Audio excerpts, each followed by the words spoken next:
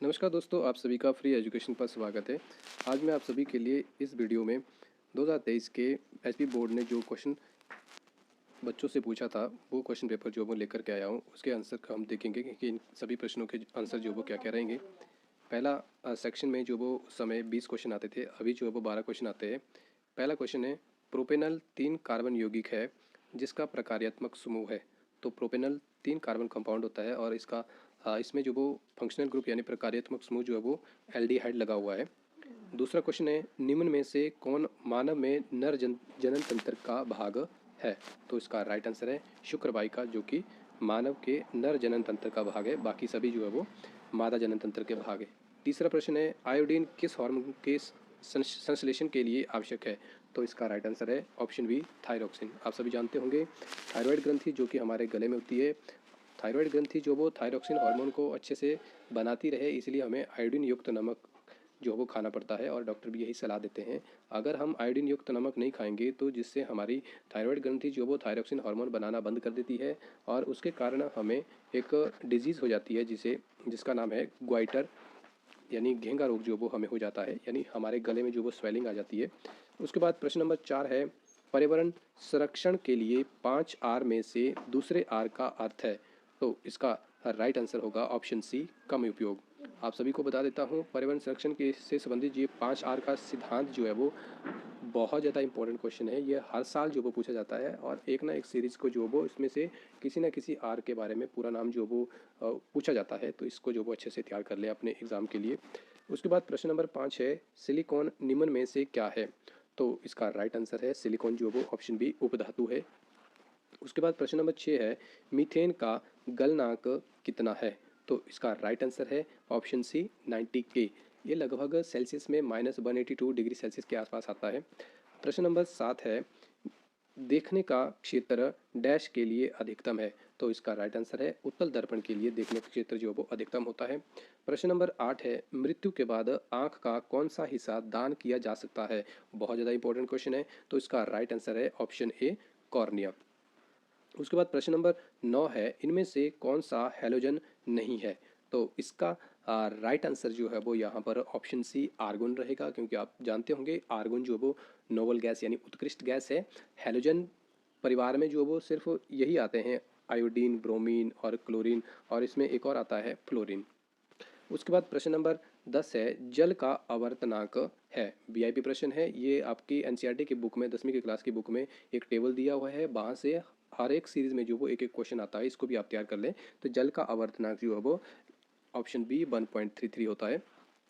उसके बाद प्रश्न नंबर 11 है, खतरे का संकेत किस रंग का होता है। तो इसका राइट आंसर है ऑप्शन ए लाल रंग का होता है। उसके बाद प्रश्न नंबर 12 है, निम्न में से किस जीवाणु की जल में उपस्थिति जल संदूषण को दर्शाती है। यह आंसर है ऑप्शन बी कॉलीफॉर्म।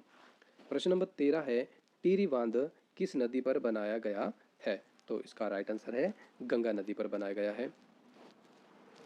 उसके बाद प्रश्न नंबर 14 है, निर्वात में प्रकाश की चाल कितनी है। यह भी वीआईपी प्रश्न है, तो इसका राइट आंसर है ऑप्शन ए 3 × 10⁸ मीटर पर सेकेंड।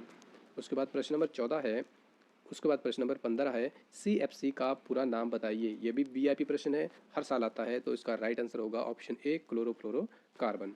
उसके बाद प्रश्न नंबर 16 है, इनमें से किस तत्व के 2 कोश हैं तथा दोनों कोश जो वो पूरी तरह से भरे हुए हैं। तो इसका राइट आंसर जो वो यहाँ पर क्या हो जाएगा, ऑप्शन बी नियोन के जो वो 2 कोश होते हैं और दोनों के दोनों भरे होते हैं। आप सभी जानते होंगे नियोन की परमाणु संख्या जो वो 10 होती है, जब हम उसका इलेक्ट्रॉनिक विन्यास लिखते हैं तो उसमें आता है 2 8। देखो इसमें 2 कोश है और दोनों को दोनों जो वो पूरी तरह से भरे हुए हैं, इसीलिए उत्कृष्ट गैसें जो है वो स्थिर होती है। उसके बाद प्रश्न नंबर 17 है, अभिनेतर लेंस की फोकस दूरी में परिवर्तन किया जाता है।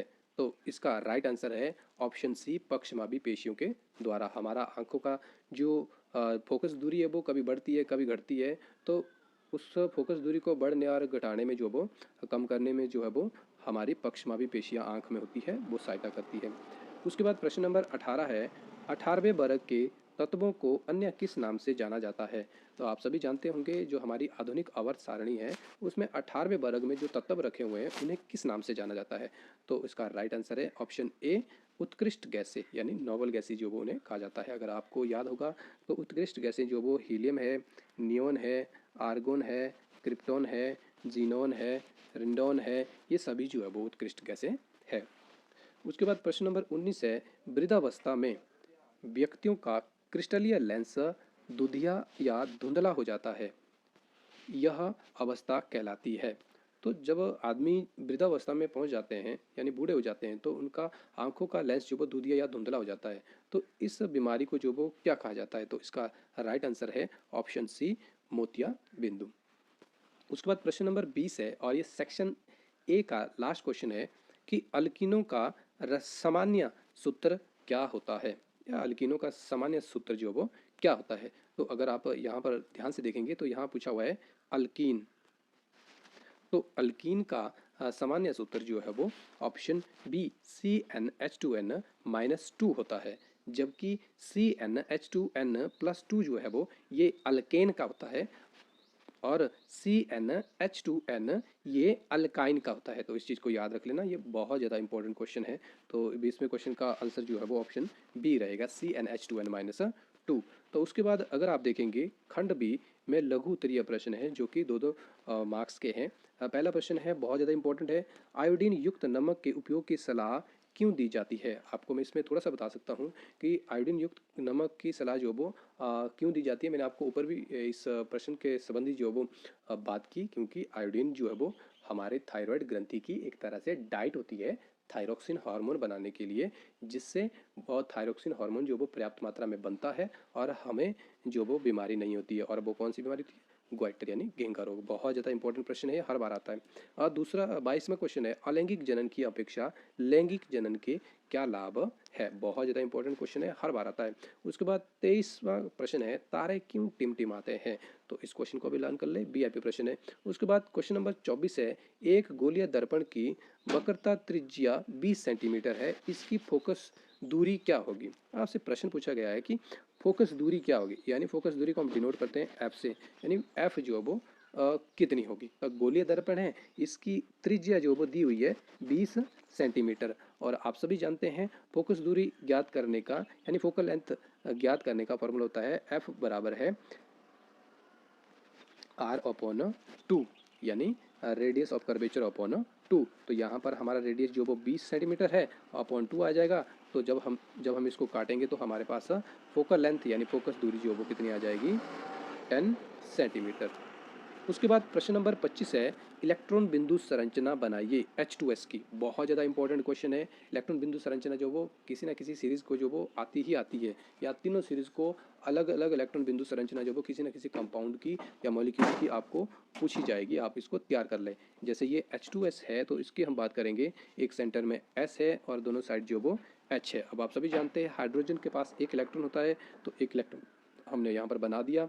और सल्फर का एटॉमिक नंबर जो वो सल्फर का एटॉमिक नंबर होता है 16 होता है, और इलेक्ट्रॉनिक विन्यास इसका 2 8 8 तो 10 और 6, यानी आउटर मोस्ट शेल में जो वो 6 इलेक्ट्रॉन है। तो यहाँ पर हम 6 इलेक्ट्रॉन जो है वो दर्शा देते हैं, 1 2 3 4 5 और ये 6, और इस साइड है ये हाइड्रोजन का। अब आप सभी जानते हैं हाइड्रोजन के पास एक इलेक्ट्रॉन है, तो 2 इलेक्ट्रॉन पूरे करने के लिए इनको एक इलेक्ट्रॉन की जरूरत है, इसलिए एक सर्कल यहाँ बन जाएगा, इसके साथ ये इलेक्ट्रॉन लेगा और ये हाइड्रोजन जो इस सल्फर से ले लेगा, और सल्फर के पास 6 है तो दोनों हाइड्रोजन से एक एक लेगा। तो इस प्रकार से इस सल्फर के 8 इलेक्ट्रॉन हो जाएंगे। तो इस प्रकार से जो वो इलेक्ट्रॉन बिंदु संरचना H2S की बनेगी। ध्यान देने वाली बात यह है कि इलेक्ट्रॉन बिंदु संरचना में वही इलेक्ट्रॉन लेते हैं हम जो आउटर मोस्ट शेल में इलेक्ट्रॉन होते हैं, यानी बाह्यतम कक्ष में जो इलेक्ट्रॉन होते हैं। उसके बाद एक और दिया हुआ है इसमें प्रोपेनॉन का, तो इसकी तो बात करेंगे हम। अगर प्रोपेनॉन, तो ये 3 कार्बन कंपाउंड है और इसमें जो वो एक फंक्शनल ग्रुप यानी कीटोन ग्रुप जो लगा हुआ है, जो कि डबल बॉन्ड O दर्शाएंगे, और इसमें आप इसका जो इलेक्ट्रॉन बिंदु संरचना जो वो बना सकते हैं। उसके बाद प्रश्न नंबर 26 है, डोबेराइनर के वर्गीकरण की क्या सीमाएं हैं? बहुत ज़्यादा VIP प्रश्न है। यहाँ पर डोबेराइनर की और जो दूसरा है न्यूलैंड्स का, इनके बारे में प्रश्न जो वो हर एक सीरीज में पूछे जाते हैं, याद कर लेना। प्रश्न नंबर 27 है, कुछ प्रकार के पौधों को उगाने के लिए कायिक प्रवर्धन का उपयोग किया जाता है, क्यों किया जाता है बोल रहा है ऐसा? कायिक प्रवर्धन का उपयोग किया जाता है तो क्यों किया जाता है? अब इसमें आप सभी को पता ही है, प्रजनन जो वो दो तरह से होता है, जनन जो वो दो तरह से होता है, एक लैंगिक जनन और दूसरा अलैंगिक जनन। लैंगिक में जो वो जंतु वहाँ पर गैमिट्स बनाते हैं, उसके हिसाब से जो वो जनन होता है, और अलैंगिक जनन के केस में यहाँ पर सिर्फ सिंगल इंडिविजुअल होता है और सिंगल इंडिविजुअल ही नए जंतुओं का निर्माण जो वो करता है। तो इस केस में कायिक प्रवर्धन यानी कायिक भागों का इस्तेमाल करके हम जो है वो नए पौधे या नए जीव जो है वो उत्पन्न कर सकते हैं। जैसे हम अगर प्लांट्स में बात करेंगे तो ब्रायोफाइलम है, गुलाब का पौधा है, उसका तने काट के जो हम लगा देते हैं।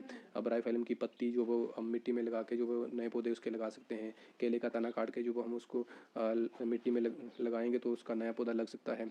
और जंतुओं की बात करें तो हम जैसे हाइड्रा है, हाइड्रा में मुकुलन विधि के द्वारा जनन हो जाता है।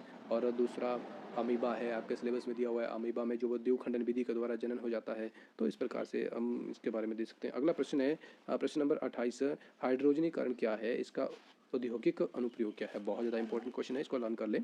उसके नंबर 29 है सेक्शन सी से, जो कि 3-3 मार्क्स के हैं। क्वेश्चन नंबर 29 है, 29 का पहला प्रश्न है, दो तत्वों जिनके बाहरी कोश में 2 इलेक्ट्रॉन हो। अब ये पूछ रहा है कि वह कौन सा तत्व है जिनके बाहरी कक्ष में जो है वो 2 इलेक्ट्रॉन है। ऐसे कौन कौन से तत्व है आपने ज्ञात करना है। जैसे आपका आ जाएगा बाहरी 2H2, 8 2 10 और 2 12, यह आ गया मैग्नीशियम का। एक तत्व का तो पता चल गया। अब दूसरा तत्व, और बाह्यतम कक्ष में 2 इलेक्ट्रॉन का दूसरा तत्व आएगा यहाँ पर बेरिलियम। बेरिलियम, और इसका परमाणु संख्या जो आप सभी को पता ही होगा 4। जब हम इसका इलेक्ट्रॉन विन्यास लेंगे 2 आ जाएगा, बाह्यतम कक्ष में 2 इलेक्ट्रॉन है। तो पहले का आंसर हो गया बेरिलियम और मैग्नीशियम।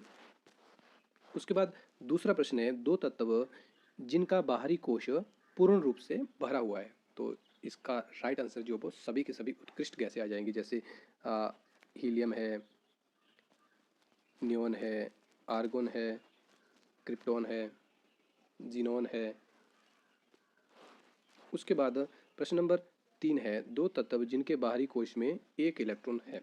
तो इसका राइट आंसर आ जाएगा, एक हाइड्रोजन, दूसरा लिथियम, तीसरा सोडियम, चौथा पोटाशियम। उसके बाद प्रश्न नंबर 30 है, व्याख्या कीजिए कि ग्रह क्यों नहीं टिमटिमाते हैं। वीआईपी प्रश्न में इसको भी पढ़ लेना। प्रश्न नंबर 31 है, ओजोन क्या है और तथा यह किसी परितंत्र को किस प्रकार प्रभावित करती है। बहुत ज़्यादा इंपॉर्टेंट क्वेश्चन है। उसके बाद लास्ट सेक्शन आ जाता है जो कि 5-5 नंबर का आता है। एक नामांकित चित्र की सहायता से मानव नेत्र की संरचना को समझाइए। पहला प्रश्न एक है अवतल दर्पण के उपयोग, और दूसरा है गर्भ निरोधन की विभिन्न विधियाँ क्या क्या है। तो दोस्तों ये थी वीडियो 2023 में पूछे गए एक क्वेश्चन पेपर की, जिसमें मैंने आपको कोशिश की बहुत सारे क्वेश्चन के आंसर बताने की। बाकी आप सभी जो वो इन प्रश्नों को जो वो नोट करके याद कर लें, अपने एग्ज़ाम की तैयारी करें। आई होप आप सभी जो वो अच्छे से मेहनत कर रहे होंगे और अच्छे से मार्क्स जो वो साइंस सब्जेक्ट में लाएंगे आप। आई होप आप सभी को वीडियो पसंद आई होगी। अगर पसंद आई हो तो अपने क्लासमेट, अपने दोस्तों को शेयर कर देना। धन्यवाद। क्योंकि देखो, अगर आप सब्सक्राइब करेंगे, लाइक करेंगे वीडियो को और कमेंट करेंगे तो मुझे इससे हिम्मत मिलेगी और खुशी होगी और वीडियो बनाने की और मेहनत करने की। धन्यवाद।